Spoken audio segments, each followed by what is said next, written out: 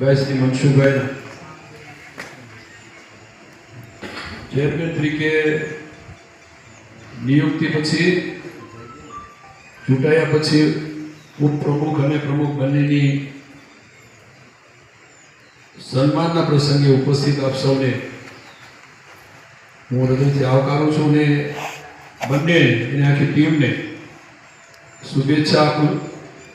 ખૂબ સારી રીતે આ ખેડૂતની સંસ્થા છે, આપણી સંસ્થા છે, એવી ભાવનાથી બધા સાથે મળીને સહકાર શબ્દ જેવો છે, બધાએ સાથે મળીને સહકારની ભાવનાથી આ વ્યવસ્થા સંભાળવી.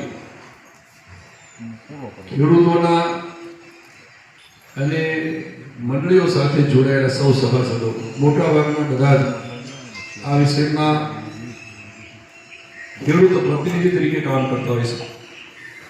આ માર્કેટિંગ યાર્ડના આપણે પ્રમુખ ઉપપ્રમુખ એની કારોબારીના સભ્યો એની વ્યવસ્થા જે સંભાળે છે એ આપણા ખેડૂતોના પ્રતિનિધિ તરીકે એ સંભાળતા હોય છે. પછી સહકારી ક્ષેત્રમાંથી ધિરાણ લેવાની વાત હોય, ખેડૂતને સમયસર ખાતર વગેરે મળે એની વાત હોય, રાજ્ય સરકારમાંથી ખેડૂતોને કંઈ વરસાદમાં વધતા ઓછા પ્રમાણમાં થયું હોય અને કંઈ નાનું મોટું નુકસાન થયું હોય તો એ આ સહકારીના માધ્યમથી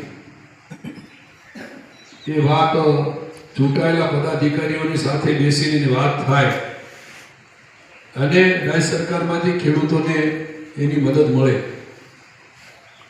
જરૂર હોય તો ક્યાંક ખેડૂતોને એ સિવાયના કોઈ કામો માટે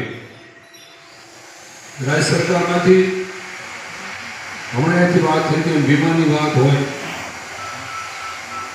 રાજ્ય સરકારમાંથી ગયા વખતે આપણે જોયું વરસાદના વધારે વરસાદને કારણે ક્યાંક બધા નુકસાન થયું હતું. એ વખતે બધા ખેડૂતો ઘણા એવું કહેતા, હું ઘણા ગામડામાં ગયો હતો કે મારે ખૂબ ભારે વરસાદ થવાથી મગફળી બળી ગઈ ખાતર થઈ ગયું. ઘણા જે જાગૃત ખેડૂતો હતા એને થોડી મગફળી વહેલા લઈ લીધી, વરસાદ પહેલા લેવાઈ ગઈ. અમારા નવજીભાઈ જો આમસુ થોડાક હોય થોડાક મોડા હતા તો વરસાદમાં આવી ગયા.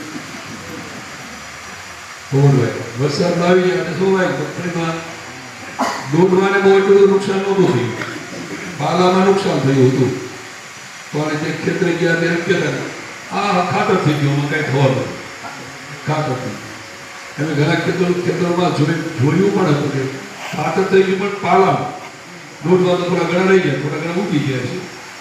પણ તેમ છતાં એ વખતે અહીંથી બધા ખેડૂતોની વાત અને સરકારમાં મૂકી અને આ વિસ્તારના ખેડૂતના પ્રતિનિધિ તરીકે આપણે પરિસ્થિતિ જાણીએ છીએ. ખેડૂતને આ મગફળી ઉગાડવામાં બિયારણ ખાતર વગેરે શું પરિસ્થિતિ હોય, મહેનત કરવી પડતી વગેરે બધું જ